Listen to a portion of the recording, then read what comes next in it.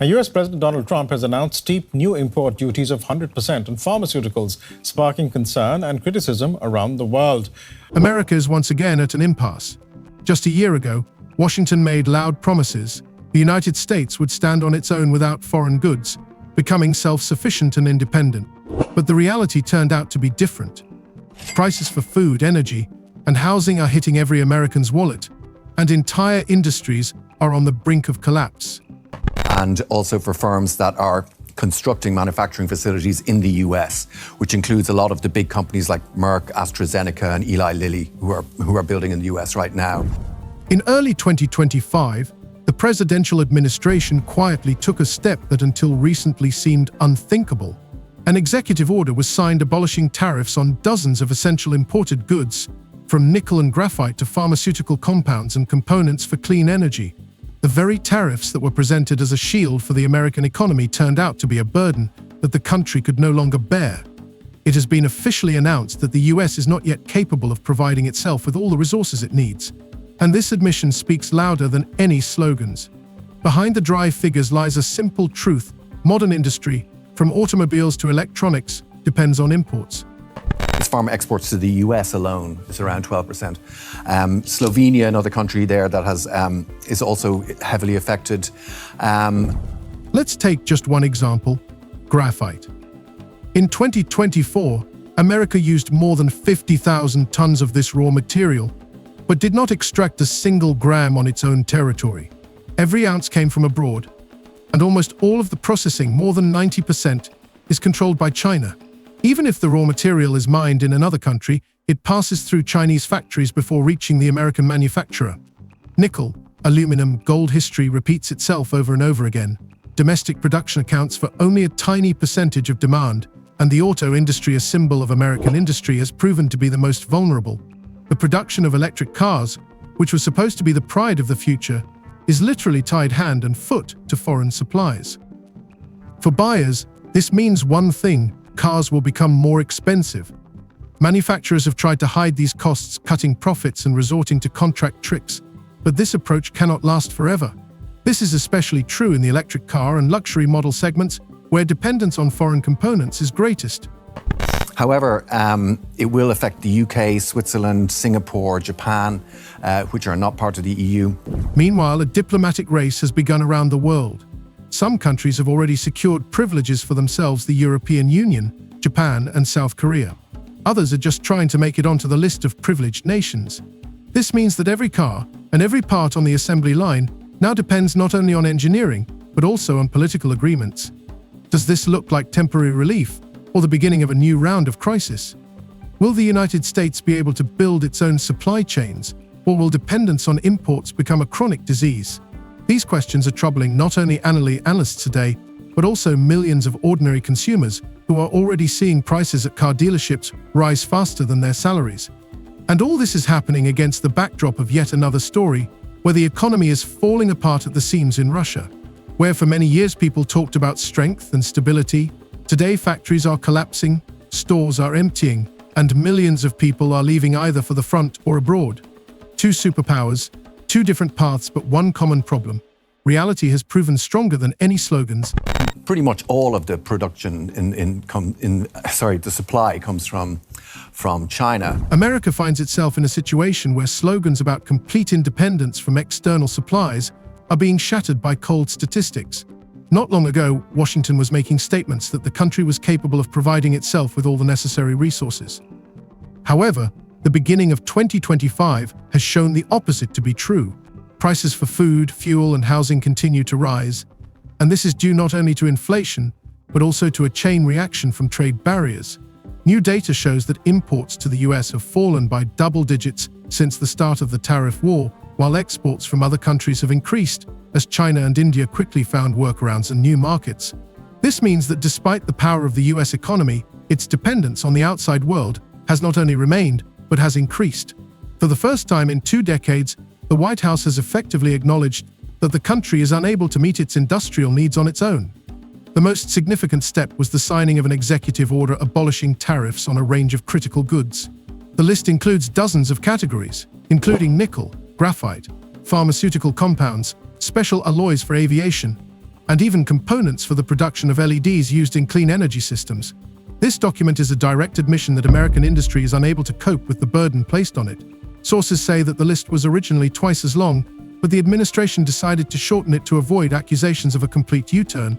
Nevertheless, even the items that were included undermine the basis of the previous policy. The situation is complicated by the fact that the tariff exemptions are selective. Concessions are only granted to countries that are willing to offer something in return, whether it be access to their markets, investment in American companies, or diplomatic support. This has turned the economy into an arena for high-stakes political games, where every shipment has become a bargaining chip. For the auto industry, which depends on metals and rare minerals, this is a matter of life and death. Car manufacturers find themselves in a position where their survival depends directly on whether their governments can secure concessions in Washington. He sees that as the crowning glory of his trade war, and so he wants to keep pressure on tariffs on China. He wants to show the roots of the crisis lie in an indisputable fact. The US consumes far more raw materials than it is capable of producing. In 2024 alone, the country used more than 50,000 tons of natural graphite, and every gram came from abroad. China controls more than 90% of global graphite processing, and even if the raw material is mined in Africa or South America, it almost inevitably passes through Chinese enterprises before reaching American factories. The same applies to nickel. Yes, there is one mine operating in Michigan, but its output covers only a small part of the demand. Canada and Australia come to the rescue, but even there, volumes are limited, and processing often still takes place outside the US. The situation is no better with aluminum. 10 years ago, the country produced about a third of its consumption, but today that share has fallen below 10%. The closure of several large enterprises, including in Louisiana and Washington, has become a symbol of this loss. Now America is forced to buy aluminum from Brazil and Jamaica, and each new shipment becomes more expensive due to logistics and tariff fluctuations. Added to this are gold, copper, and rare earth metals, all of which are critical to the defense industry and energy sector. An attack of any sort on this country is an attack on Canada as a member of the NATO alliance. The auto industry has found itself on the front lines of this battle. Car manufacturing in the US has always depended on global supply chains, but today this dependence has become painful. On average, each car consists of 30,000 parts, and a significant portion of them cross borders several times before the car ends up in a dealership. Each additional duty increases the final cost, and analysts have calculated that by 2025, tariffs will have added about $5,000 of the price of American models and over $8,000 to imported models. This has been a blow to consumers and a threat to the survival of manufacturers. And to these ends, the United States has announced a series of trade actions. Those began at the start of this year with the so-called IEEPA tariffs against Canada and Mexico based on U.S. concerns about the border and fentanyl trafficking. In practice, many companies tried to hide this increase by cutting profits and sacrificing quality. Some car companies have already replaced some components with cheaper alternatives, which has led to a wave of hidden recalls and complaints. Experts claim that in 2024, more than 10,000 cars were secretly returned to factories for reworking to avoid public scandals. But such measures are only a temporary cover-up. Electric cars found themselves in the most difficult situation. Batteries require huge amounts of nickel and graphite, as well as lithium, which is also imported. At the same time, the United States did not produce a single ton of natural graphite in 2024, and lithium processing remains almost entirely in the hands of Chile and China. The situation has reached the point where some American companies have begun experimenting with alternative materials, including the processing of carbon waste and the use of synthetic substitutes. But so far, such technologies are in their infancy and are not capable of meeting market demand. As a result of these developments, the breadth and the depth of the changes in U.S. trade policy have become more fully apparent. We should not forget about factors that are rarely discussed openly. Behind the scenes, it is acknowledged that part of the rise in car prices is linked not only to tariffs, but also to the massive increase in logistics security costs. According to independent analysts, last year alone saw more than 20 attacks on cargo ships carrying strategic materials to the US. Some of the attacks are attributed to pirate groups, others to industrial sabotage. These facts do not appear in official reports, but they explain why the delivery of raw materials has become significantly more expensive. The conclusion is obvious: American industry cannot exist in a vacuum. Despite declarations of independence, it is connected to the global market by thousands of invisible threads. The abolition of tariffs is not a gesture of goodwill or a concession, but a necessary step that was intended to at least temporarily reduce the pressure on car manufacturers and soften the blow to consumers' wallets. But even this step raises more questions than it answers. Will the United States be able to increase its own capacity?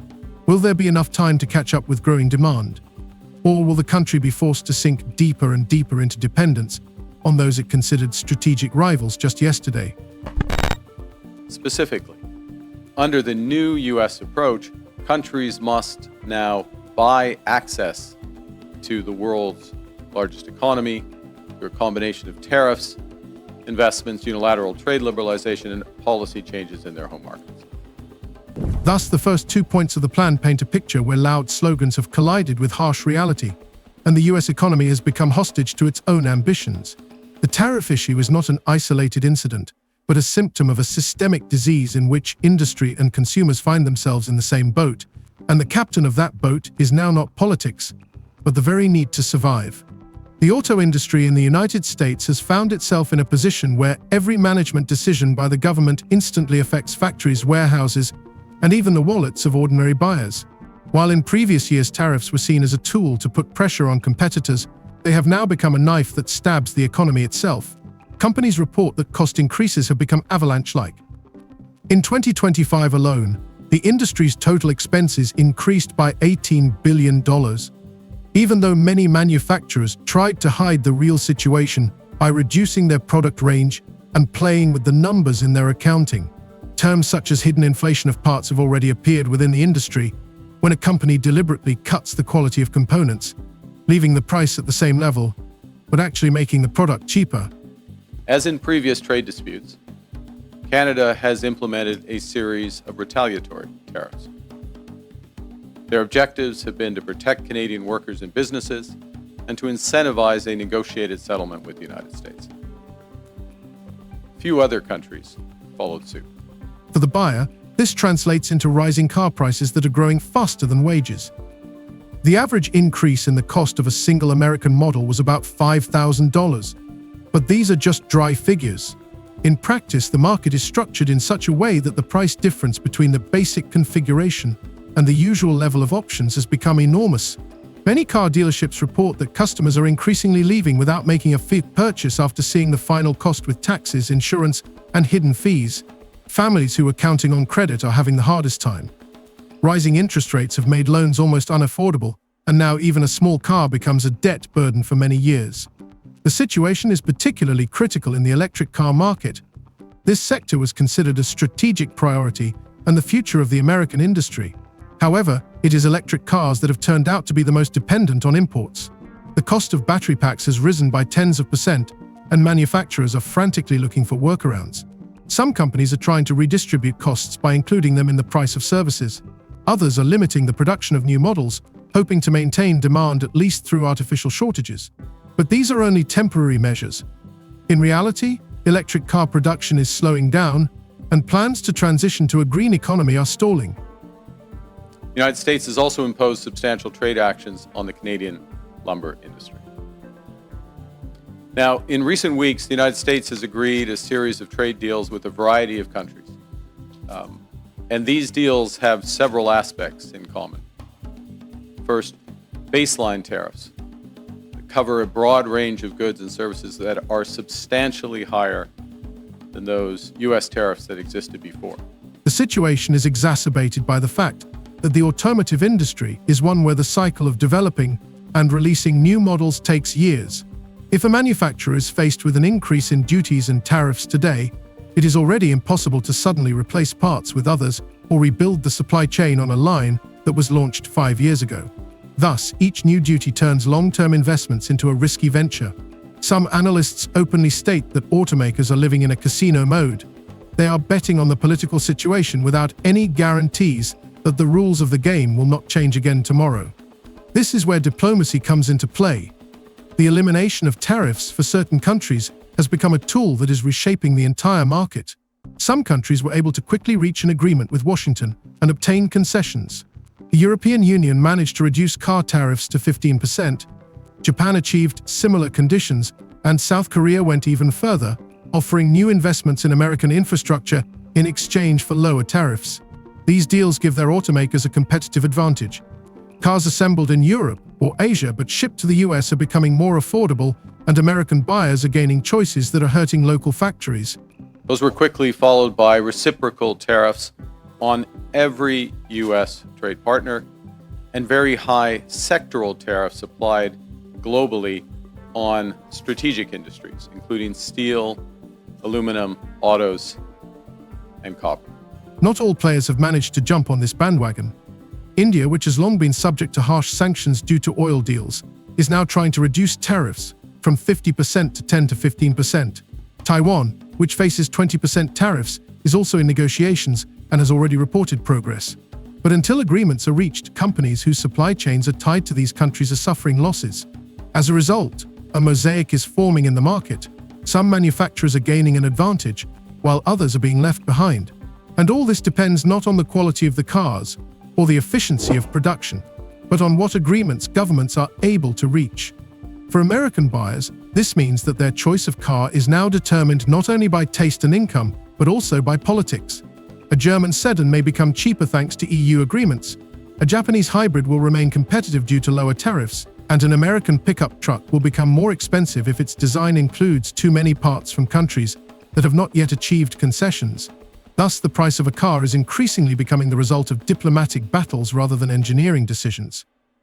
In a positive and very important development earlier this month, just a few weeks ago, the United States reaffirmed a core commitment to our free trade agreement, CUSMA, by reinforcing that those Canadian exports to the United States that are compliant with that agreement, that are compliant with CUSMA, will not be subject to U.S.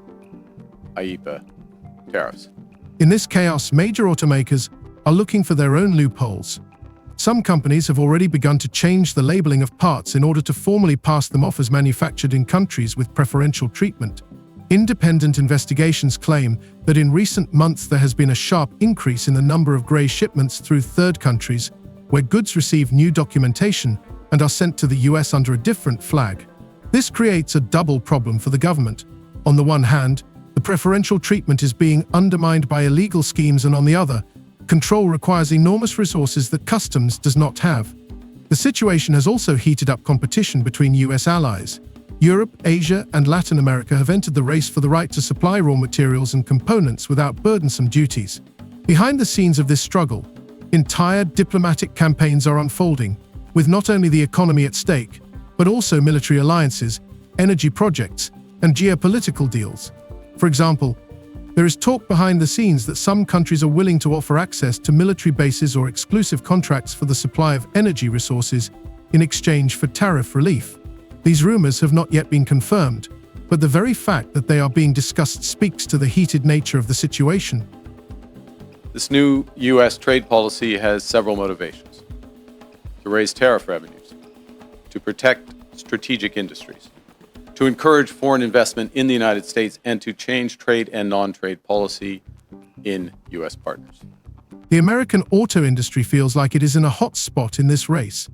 On the one hand, it is losing competitiveness at home. On the other hand, it is forced to depend on what concessions Washington's allies are willing to make. In this situation, more and more experts are asking themselves, wouldn't it have been easier to maintain balance from the outset and not take the trade war to extremes? But this question comes too late. Those trade deals with other countries also have limited or no relief from those sectoral tariffs in those strategic industries such as steel and autos. They include substantial commitments by the U.S. trade partners for investments in the United States and significant unilateral trade liberalization measures. Thus, the third and fourth parts of the story come together in one dramatic plot. In it, car manufacturers find themselves hostage to unpredictable tariffs, buyers pay more and more for each car, and global diplomacy turns the car market into a battlefield. There are no winners here in the classic sense. There are only those who manage to negotiate before others, and those who will have to pay for the mistakes of others. And the longer this uncertainty persists, the deeper the divide between slogans of independence and the harsh reality of the global economy becomes. In fact, the average U.S. tariff rate on the world has jumped from just over 2% at the end of last year to almost 16%, 8 times higher. 16% currently. The future of the American car market and the entire industry as a whole seems uncertain and unpredictable today. Attempts to rebuild domestic supply chains, expand raw material processing, and launch new extraction projects on home turf remain long-term plans rather than reality. Many companies are beginning to say that even with huge investments, the road to full independence will take at least 10 years. At the same time, pressure is already mounting. Consumers are facing prices that are rising not only because of tariffs, but also because of related factors. Rising interest rates on loans are making it impossible for the middle class to buy cars, and energy and housing costs are taking up an increasing share of family budgets. In this situation, car dealerships are seeing a drop in demand of almost 15% in the first quarter of 2025 compared to last year. This is the sharpest decline since 2009.